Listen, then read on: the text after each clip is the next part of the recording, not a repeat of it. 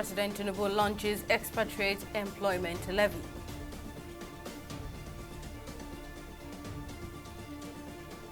CBN Governor Cardoso denies responsibility for Nigeria's economic crisis.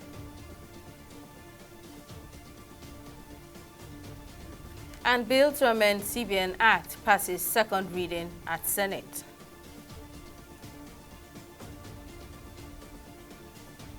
Thank you for joining us on News Now. I'm Simisola Atigun.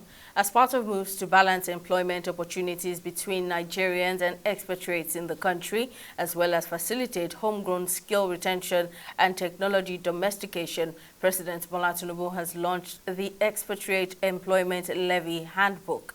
Speaking at the event on Tuesday in Abuja, the president said the aim was to close wage gaps between expatriates and the Nigerian labor force while increasing employment opportunities for qualified Nigerians in foreign companies operating in the country. Correspondent Sydney Okafor has the report. The proposed reforms in the Expatriate Employment Levy Handbook are designed to increase job opportunities for Nigerian nationals in the private sector and balance the benefits of expatriate employment with protection of Nigerians' local labor markets and resources. The EEL is one of President Tinubu's 8 points of agenda, putting particular emphasis on issues relating to job security and economic growth. President Bola Tinubu expressed his support for the scheme and urged those in charge of immigration laws and expatriate quarters to carry out their responsibilities with diligence. It is important to know that ELL is a contribution recently approved by the government, which will impose effective timeline on expatriate work in this country. To be able to train and develop Nigerians. We expect revenue generation improvement, improved naturalization and indigenization, employment of more Nigerians by foreign companies operating in this country. Closing the salary gap and labor costs between expatriates and the Nigerian labor force is expected to make it more appealing to hire Nigerians. Senator Adams Oshiomhole, who applauded the scheme, assured Nigerians that the right policies to assist them in obtaining suitable employment will be put in place. We all have to share with Mr. President the burden of putting in place appropriate policies that will ensure that more and more Nigerians are engaged, and they are engaged in jobs that are good-paying jobs. That is the way to fight and defeat poverty in the long run. Project is in line with the 8-point agenda of Mr. President, especially on the issue of job security and economic growth. The EEL is a contribution imposed by government on organizations who employ expatriate workers in Nigeria with the aim of both labor and technological domestication. Failure to comply with the provisions of the EEL, including inaccurate or incomplete reporting, can lead to penalties. The Nigerian Immigration Service, according to the handbook, will be responsible for enforcing the levy in line with the provisions of the Immigration Act 2015 and the extant Nigerian visa policy. Sydney Okafor, TV 360, Lagos. Meanwhile, Minister of Communication Bosun Tijani has unveiled a groundbreaking initiative aimed at addressing unemployment in Nigeria to bolster the digital economy. The initiative aims to train 3 million young Nigerians in technical skills, thereby enhancing the local technological workforce and bridging the global technology gap. Currently, the program has commenced with 30,000 individuals undergoing training, representing 1% of the total target. However, the government says it plans to scale up significantly with an ambitious goal of reaching 270,000 beneficiaries, or 10% of the total target. It's a program that we've launched to train 3 million technical talents. And as you know, we've started this program by deploying the 1% of it, which is 30,000 young Nigerians that are learning technical skills, particularly with the hope of helping to deepen our technology workforce locally, but also giving us the opportunity to leverage the gap that exists in technology workforce globally.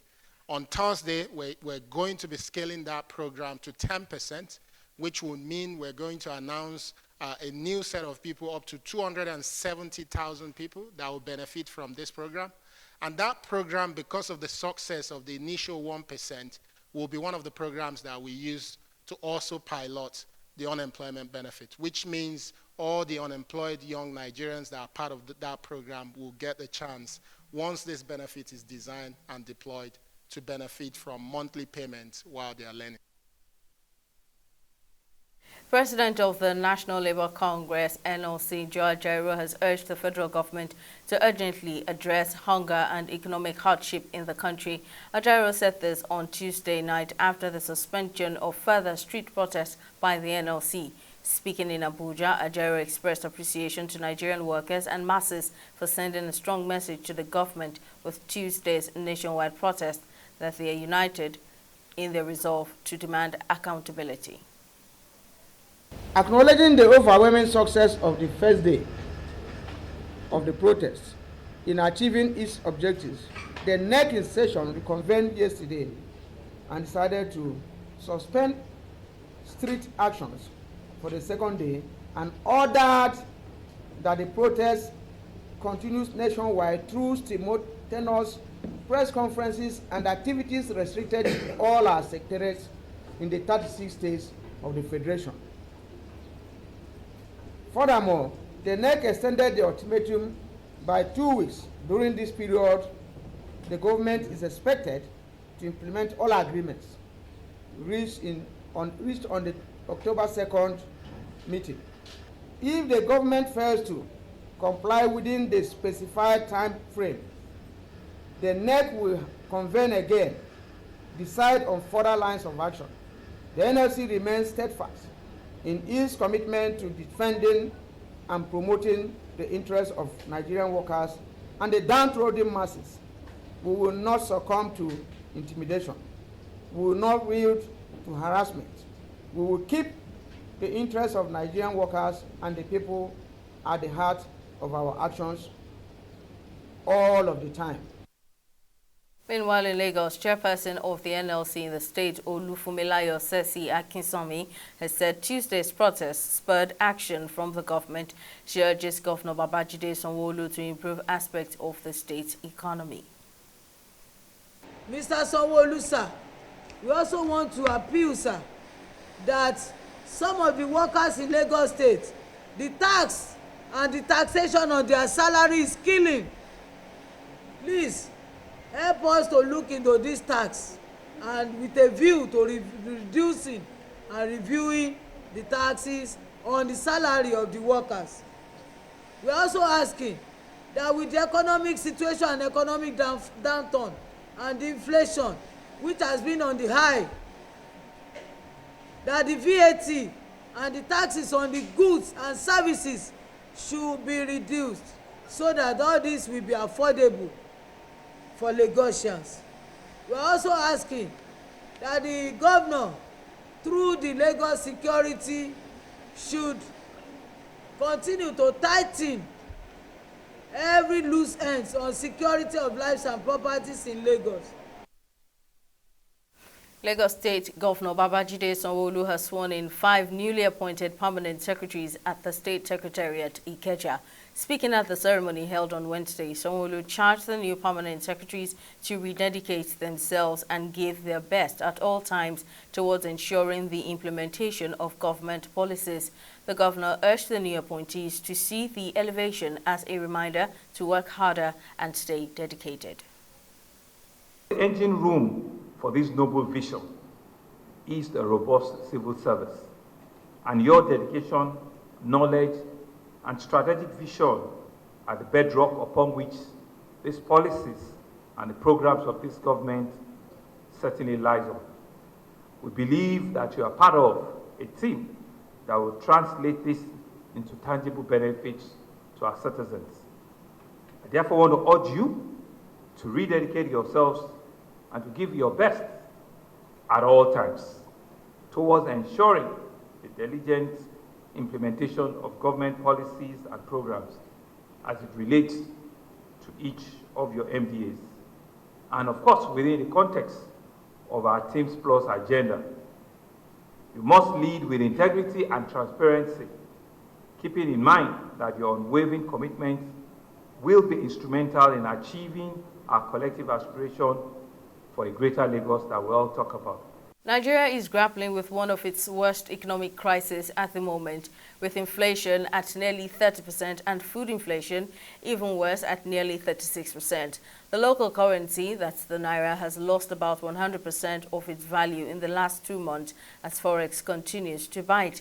While the Central Bank of Nigeria, CBN, says it is doing all it can to address the galloping inflation and stabilize the Naira, Governor of the Apex Bank, Olayemi Cardoso, has issued a strong warning in response to those who are blaming him and his team for the country's economic crisis. It is very important for Nigerians to understand that the central bank governor, I and my team, are not responsible for the woes that we have today. We are part of the solution. We are determined to ensure that we work hard to get out of the mess that Nigeria is in. We assumed responsibility in a time of crisis of confidence. There was a crisis of confidence, and you may all want to go to bed and wish that that crisis of confidence was not there, but it was. And we can't turn back the clock. All we can do is do the difficult things to make a bad situation better. And I do believe that the efforts that we are making are beginning to bring back confidence. Because, to be frank, without confidence in our business, you are not going to get very far. A bill for an act to limit the tenure of the Central Bank of Nigeria CBN governor and deputies to a single non-renewable term of 6 years has scaled second reading at the Senate on Tuesday. The decision was taken after members of the Red Chamber contributed to the lead debate on the amendment proposed by the chairman, Senate Committee on Banking, Insurance and Other Financial Institutions, Senator Tokunbo Abiru, and co-sponsored by all the 41 members of the committee. Speaking during the debate on the bill, Senator Abiru says the proposed bill is necessary to check abuse of office and the injecting of fresh ideas to the Apex Bank. This bill therefore proposes to amend this provision to provide a single non-renewal or renewable tenure of 6 years for the governor and the deputy. The bill also speaks to the limit of temporary advances to the federal government, otherwise known as Ways and Means. The current act empowers the CBN to grant temporary advances to the federal government to finance unexpected shortfall in budget revenue. So in order to firm up this provision and prevent a repeat of the recent experience in which the bank's Ways and Means have fueled inflation and significantly distorted economic management, the bill proposes A, that any advance to the federal government should not exceed 10% of average government actual revenues for the preceding 3 years. A budget of minimum of about 2.53 trillion naira to be treated under the table. With these proposed amendments, they have no choice than to lay their budget before the National Assembly. A bill for an act to amend the Central Bank of Nigeria Act 2007 to strengthen the bank and for other related matters thereto, 2024. Second reading, taken and passed. We'll take a break here, but coming up, Guinea junta appoints Mamadou Uri Ba as new Prime Minister. Stay with us for details. We'll return shortly.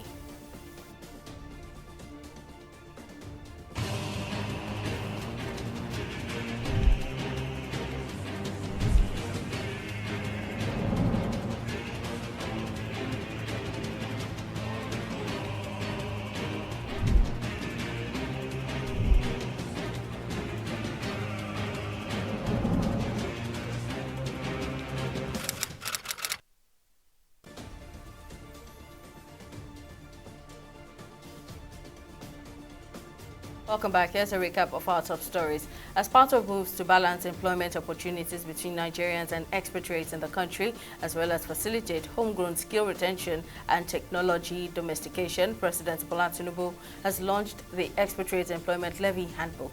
Speaking at the event on Tuesday in Abuja, the president also said the aim was to close wage gaps between expatriates and the Nigerian labor force, while increasing employment opportunities for qualified Nigerians and foreign companies operating in the country. We also told you that a bill for an act to limit the tenure of the Central Bank of Nigeria CBN governors and deputies to a single non-renewable term of 6 years has scaled second reading at the Senate on Tuesday.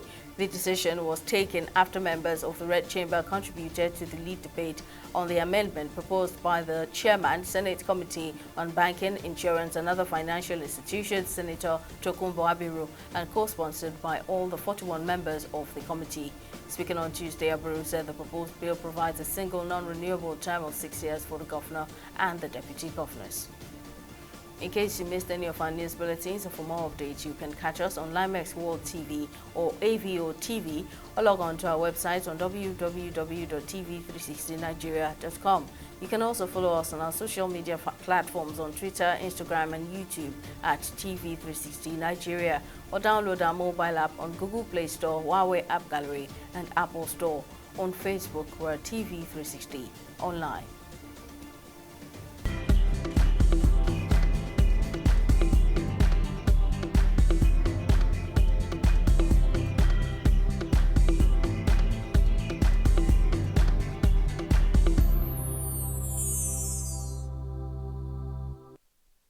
Let's now join Opeyemi Owusheni, who's on standby with business news.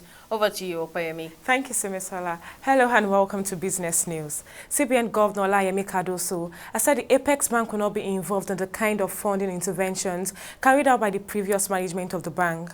Speaking at the end of the Monetary Policy Committee meeting of the Central Bank on Tuesday in Abuja, Cardoso says intervention caused a lot of distortion in the economy, including triggering inflation, and that it would not make any sense to continue with them. The interventions that took place in the recent past were estimated in excess of 10 trillion naira. I'm not talking about ways and means. I'm talking about the interventions that you just asked about. Over 10 trillion naira. What was the budget of the federal government of Nigeria?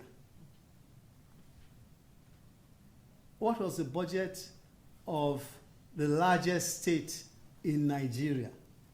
Do the math and it will tell you the extent of damage. Too much of what may appear to be good things, can do to an economy. So for me, it's a major issue.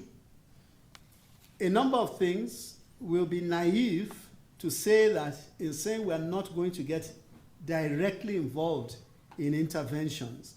Those that are out there, they need to be properly monitored to ensure they come back in.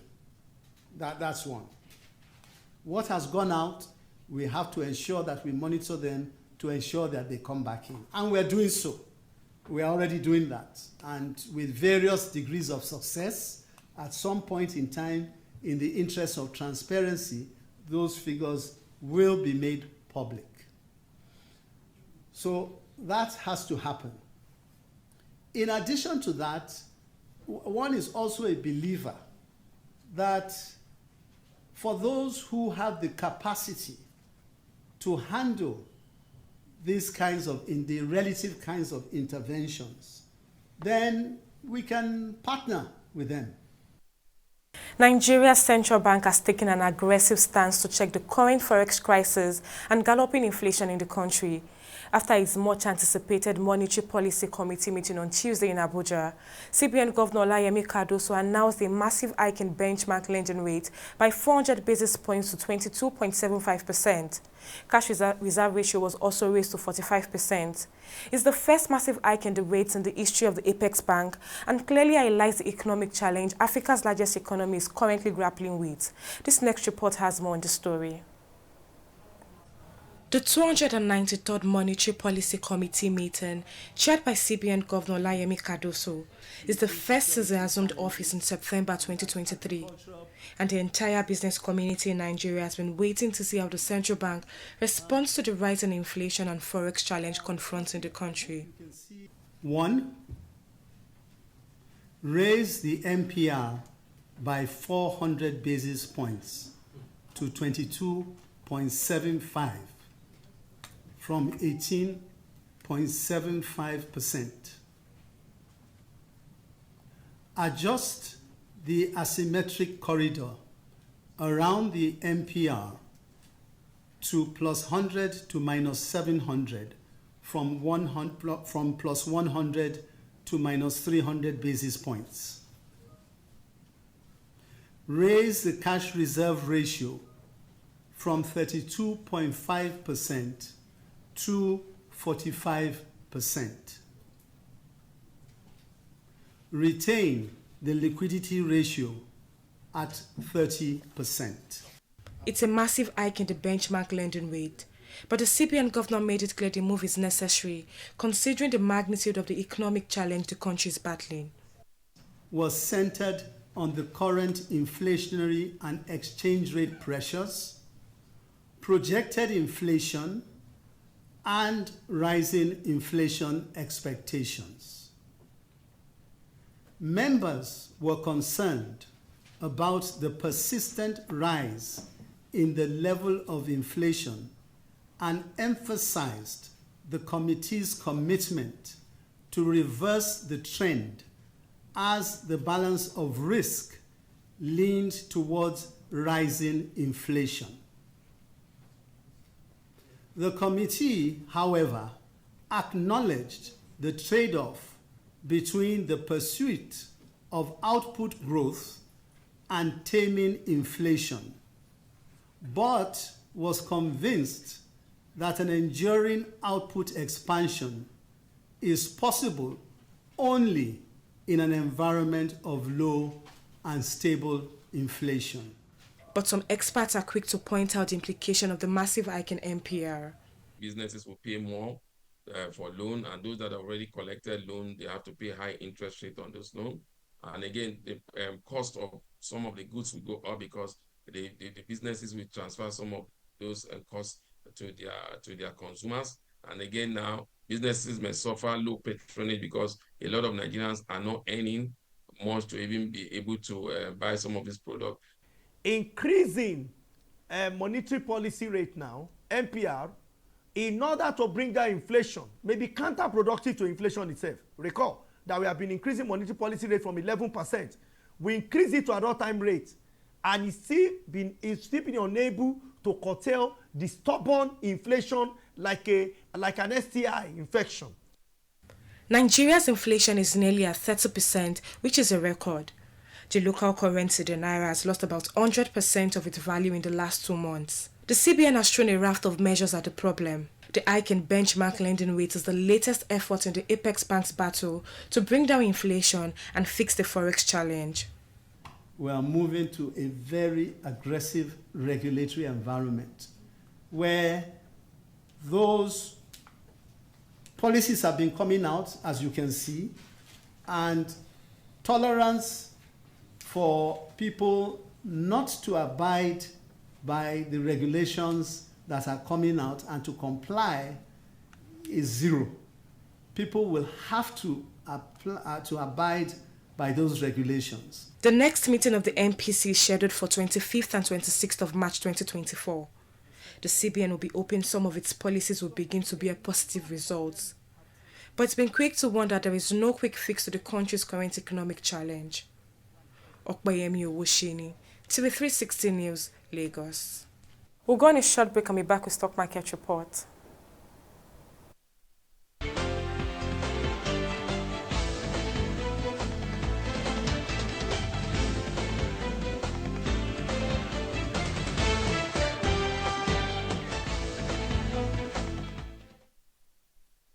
Nigeria's equities market continued the southward movement on the third weekday of trading, reducing by 2.68%. The market breadth also ended on a negative note, with 5 gainers against 53 losers. Now, on the losing side, Lafarge came out last with an end-of-day price depreciation of 10%, closing at 31 naira 95 kobo, followed closely by Nigerian breweries, which closed at 13 naira 60 kobo. Now, at the end of today's trading session on the Nigerian Stock Exchange, a total of 396 million volumes of shares were exchanged in 10,549 deals, corresponding to a market value of over 5 billion were traded. Now, let's take a look at how our select global stocks are doing today. Well, our select global stock also maintained a southward movement as they all ended in the bears at 0.65%, 0.16%, and 0.08% respectively. Well, that's it on both business and stock market reports. Back to you, Simi, for the rest of the news. Thank you very much, Okpayemi. Now, on the foreign scene, former Guinean opposition leader Mamadou Uri Ba has been appointed Prime Minister by the country's military junta a week after it abruptly dissolved the government. The swearing-in of the new Prime Minister was witnessed by interim President Mamadi Doumbouya, who led Guinea's armed forces to overthrow elected President Alpha Condé in September 2021. The trained economist is expected to not only set up a new government to replace the one that was dismissed, but also take steps to alleviate the economic hardships facing millions of Guineans. The 65-year-old, who has been a popular fixture in Guinean politics since the early 1990s, has urged the unions to call off their strike and highlight what can be done to solve the several challenges gradually. And in sports, Barcelona Football Club have withdrawn Dani Alves from their official list of club legends after he was convicted for rape, which he bagged a 4.5-year jail term for. Though Barcelona has not issued a statement on the removal of Alves from their litany of legendary players, which includes many of Alves' teammates, including Lionel Messi, Andre Iniesta, and Xavi, who is the current head coach of the first team. Alves joined Barcelona in 2008 and remained at the club before departing in 2016. During his time at Barcelona, he won 6 La Liga titles and 3 Champions League crowns and was also named in the FIFA Fifth Pro World 6 times. That's all on the news. Thank you for watching. See you next time.